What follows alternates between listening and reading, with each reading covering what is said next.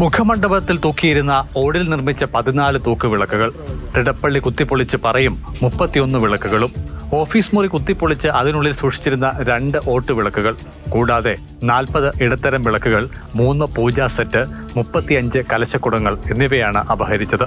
കാണിക്കവഞ്ചികളിൽ ഒന്ന് ഇളക്കിയെടുത്ത് കൊണ്ടുപോകാൻ ശ്രമിച്ച നിലയിലും ദിവസങ്ങൾക്ക് മുൻപ് വഞ്ചിയിൽ നിന്നും പണം എടുത്തുവെന്ന് ബോധ്യപ്പെട്ടതിനാലാകാം ഇത് ഉപേക്ഷിച്ചതെന്നാണ് കണക്കാക്കുന്നത്. കഴിഞ്ഞ രാത്രി 8-നും ഇന്ന് പുലർച്ചെ 5-നും മധ്യയാണ് സംഭവം. നിരവധി തവണ ഇവിടെ കള്ളൻ കയറിയിട്ടുള്ളതാണ്. ഈ ആണ്ടിൽ തന്നെ ഇത് രണ്ടാമത്തെ മോഷണമാണ്. അപ്പോൾ വേണ്ട ശ്രദ്ധ അധികാരികളുടെ ഭാഗത്തു നിന്നും ദേവസ്വം ബോർഡിന്റെ ഭാഗത്തു നിന്നും ഉണ്ടാകണമെന്ന് ഭക്തജനങ്ങൾ അഭ്യർത്ഥിക്കുന്നു.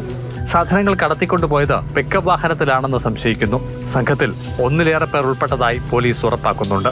CCTV ക്യാമറകൾ ക്ഷേത്രത്തിൽ സ്ഥാപിച്ചിരുന്നു, എന്നാൽ ഇവ പ്രവർത്തനരഹിതമാണ്. അതിനാൽ സമീപത്തെ വീടുകൾ, വ്യാപാര സ്ഥാപനങ്ങൾ എന്നിവിടങ്ങളിൽ നിന്നുള്ള ലഭ്യമായ CCTV ദൃശ്യങ്ങൾ ശേഖരിച്ച് പരിശോധിച്ചു വരികയാണ്. തിരുവിതാംകൂർ ദേവസ്വം ബോർഡിന്റെ ഉടമസ്ഥതയിലുള്ളതാണ് ക്ഷേത്രം.